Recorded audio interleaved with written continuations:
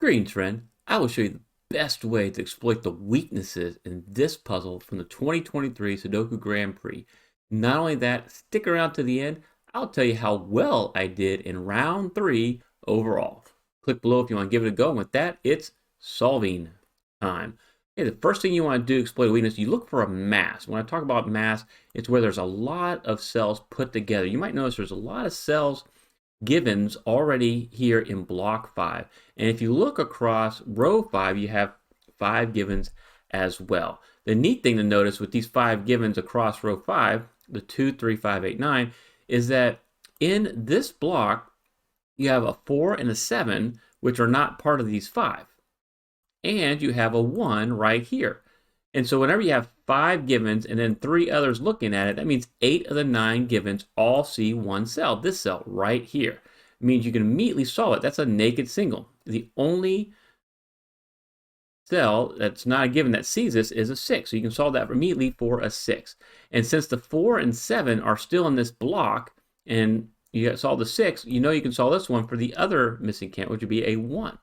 And you go over here, you go, okay, I just need a 4 and a 7. I see a 7 right there, so here's your 4, here's your 7.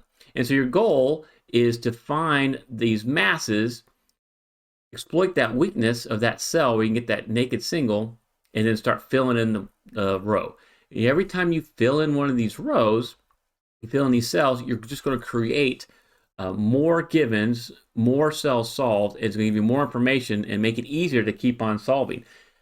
Still want to use this and go, okay, I got these 5 digits here, the 2, 5, 6, 7, and 8. Well, you might notice, you look at this cell, are there 3 other digits looking at it? And there sure are. There's a 3 here, a 4 here, and a 9 here, which means this is another naked single. Naked single means there's only one possibility left. And so you can solve that for a 1 right away. And this is great for us because with this 1 right here, you got this 9 cutting across. You got this 9 coming down. There's only one place for a 9 now. So I'm going to go right and find a hidden single, 9. A hidden single is when there's only one possibility in that house. In this case, it's a block. And now with this 4 cutting across, we know we can solve this for the 4, and we only have 1 cell remaining, so it has to be a 3. And so just like that, we've completed 2 Sudoku houses. 1 row here and 1 block here. And I remember starting off round 3 and doing really well, very excited. I got through the first 5 puzzles pretty quickly for a Grand Prix competition, and I was real excited to keep moving through here.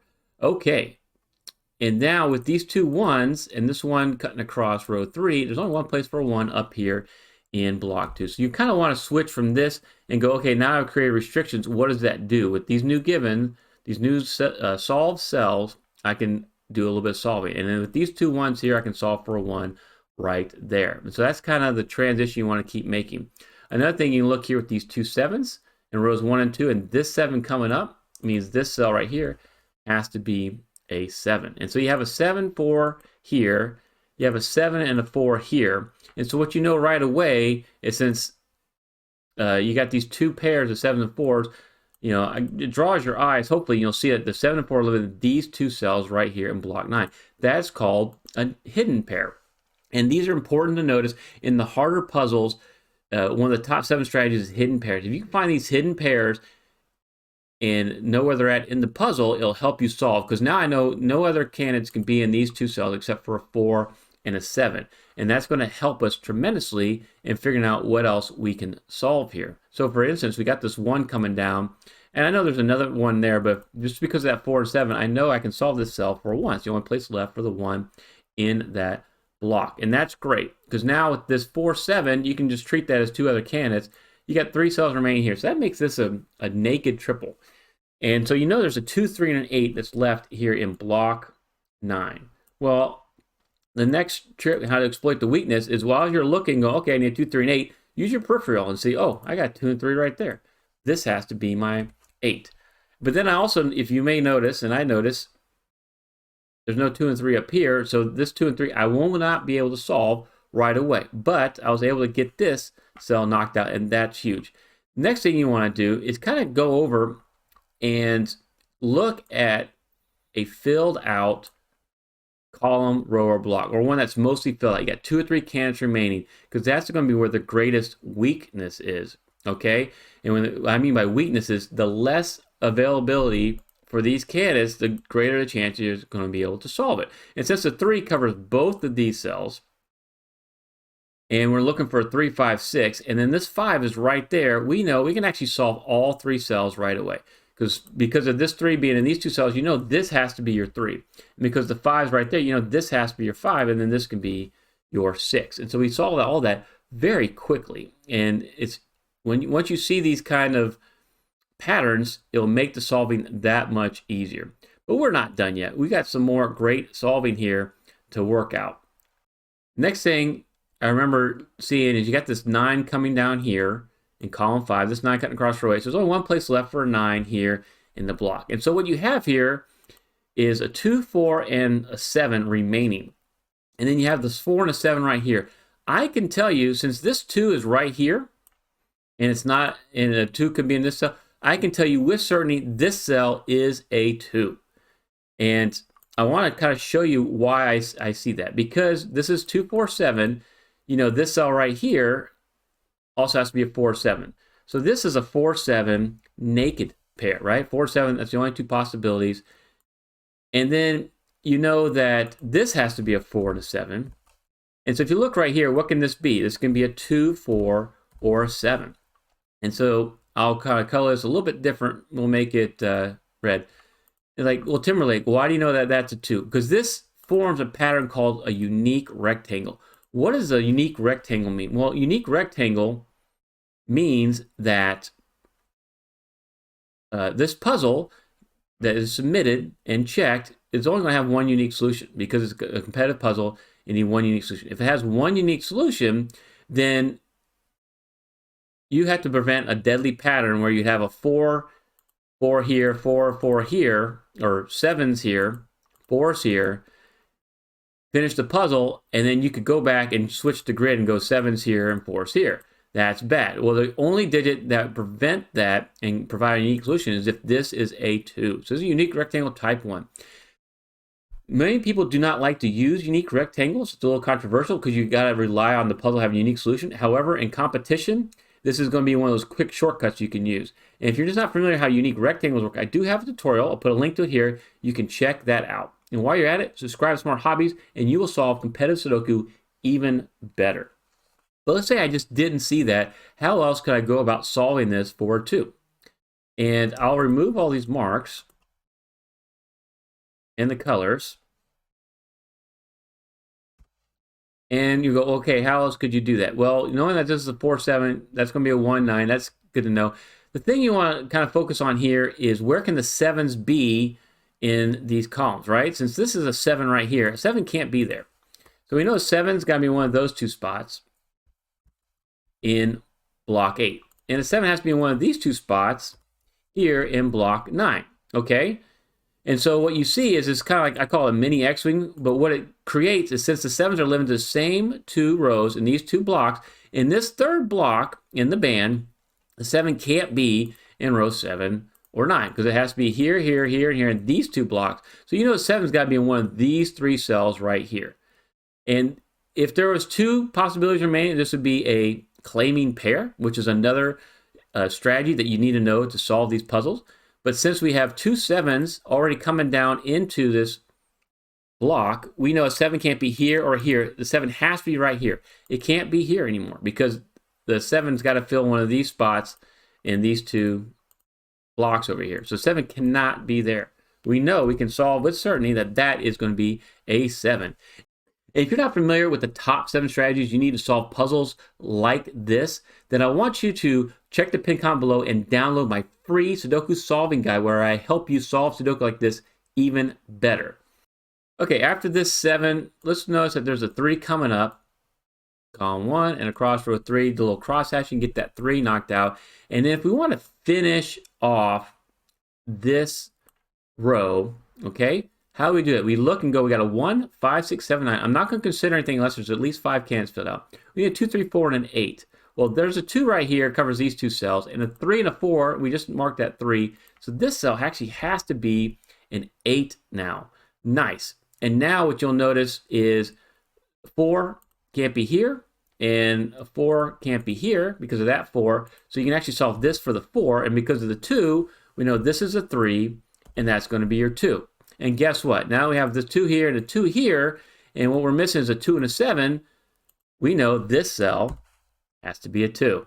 Look at that. So that's the other way of solving it, but what I showed you is a much quicker way to get to that 2. And if I solve that 2 right away with the unique rectangle, I could have put the 2 right here because we needed a 2 and a 3 and solve this for a 3. I do know that it's a 3, so I can solve that. And now with this 7, I can solve that for a 7 and solve that for a 4 because remember where we had the 4 at. And this puzzle does remind me of another Sudoku Championship puzzle that I've solved previously. I'll put a link at the end. You want to check that out, and you will exploit Sudoku Championship puzzle weaknesses even better.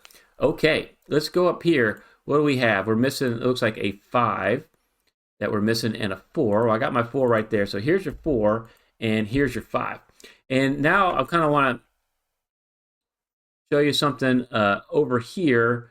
Let's look up and see what can be in these 3 cells. All right, this is going to be a naked triple because these 6 are filled out. You got a 1, 2, 3, 4, 7, 8. We need a 5, 6, and a 9. Okay. And one thing that's kind of cool, you're like, well, maybe I can't do 5, 6, and 9. I don't understand that. But what we have right here, this 9 coming up, means the 9s are limited to these 2 cells. And since the 9s are limited to those 2 cells, and I'll just put the 9s right there, and we'll just highlight it to kind of show you what I'm talking about. It means the 9s cannot be anywhere along row 3. They have to be somewhere here in block 1. And so now 9 cannot be in that spot. And since you got this 9 cutting across here, and this 9 coming up, we can actually solve this cell for a 9. So now we just use that pointing pair, another one of those great strategies. All right. I'll keep the 9s there, but I'll get rid of the colors. We don't need the colors anymore. This is really cool. I want to show that. And now what you see is if you look at this column, column 4, you need a 2 and a 5. This is a 2 and a 5 right there. Okay? And if you look in this column, column 7, you need a 5 and a 6. And this is going to be in leading up to another cool strategy. I can tell you we can solve this cell right here by knowing this information. And here's why. It's similar to what we just did with those 7s down here. We know that the 5s are limited to the same to, this is a naked pair of 2, 5 and a naked pair of 5, 6. And so the 5's got to be here and here or here and here. Whenever you see that, you know that the 5s are limited to rows 2 and 3 in blocks 2 and 3. So the 5 has to be up here in row 1 in block 1. The only place that can be then is right here. This has to be your 5. Because if you try to put a 5 down here, you could put a 5 there, but then you'd have no place to put a 5 in block 3. It wouldn't work. So you can immediately solve that for a 5. And I love showing in those strategies. And let's get rid of the colors. Oh, we can keep that, but let's just get rid of those colors while we're at it. All right. And now you can see right here, we have a 1, 2, 3, 4, 5, 7, a 6, 8, 9. I got the 9, 6, and 8. Can't solve those 3 things just yet, but we are going to make and continue to put some great progress into this puzzle here. What do we need right here? It looks like we need a 4, but I got these 2 4s, so we can solve this for a 4. And then we need, looks like a 6 and an 8. We don't have the 6 or the 8 to solve yet. We'll get back to that. So let's look at it a different way. This needs to be a 6 or an 8, but if you come across the row, that also needs to be a 6 or an 8 remaining. Well, we have a 6 right here. So another way to exploit the weakness. Don't just stick in the one way to solve it. Look at the other way. No 6 here means this now has to be your 6, which means this is an 8 and this is an 8. We can solve both of those very easily. You love how that works? And now at this 8 right here, we need just a 2 and a 3, okay?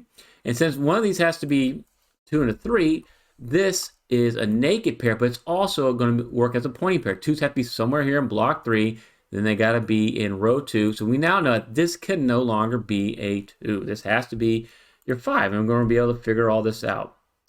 There's your 5, 2, there's your 5, and your 6. And if you're just not familiar with how to find and solve these types of cells, I did make a single cell solving method tutorial just for people like you who want to solve Sudoku faster and get through these competitive puzzles easier. So I'll put a link to that tutorial here. You want to check that out and you will solve Sudoku even better. Great. Now we got this 6 done. We got the 2, 3 here. And we kind of want to look over and say, where is going to be my next restriction? Let's look over here. We got a 1, 2, 3, 4, 5. We need, looks like a 6 and an 8. All right, there's my 6. So here's your 8. Here's your 6. And remember, we need an 8 and 9. Here's my 8. So here's your 8, and here's your 9. And earlier I said this is a 1, 9 in compare. So that's got to be your 9, and that's got to be your 1. And now with the 1 and this one, we can solve this cell for a 1. And remember, stick to the end, because I am going to tell you how well I did in round 3 overall. All right. Now we have what's called a full house. We look right here, there's only one cell remaining, so we know we can solve that with certainty for a 5. And then I will crosshatch and go, okay, where can the 5 be over here in block 6? It's right there. Nice. And then I know that's 2, 3. This has to be a 2, 3, but I got a 3 right there. So that's a 2, and that's 3, that's 2. I try to mark out those by value cells, the BVCs, as quickly as I can to have less markings to look at. It's just easier for me, a little bit less cluttered of a grid. We got 2 cells remaining over here. One of them has to be a 2. We just marked a 2. So that's going to be your 2. And then this is going to be your 6. We do have a 6 here, but what are we missing? It looks like we're missing a 3. Got my 3 here. And then the last cell is going to be an 8.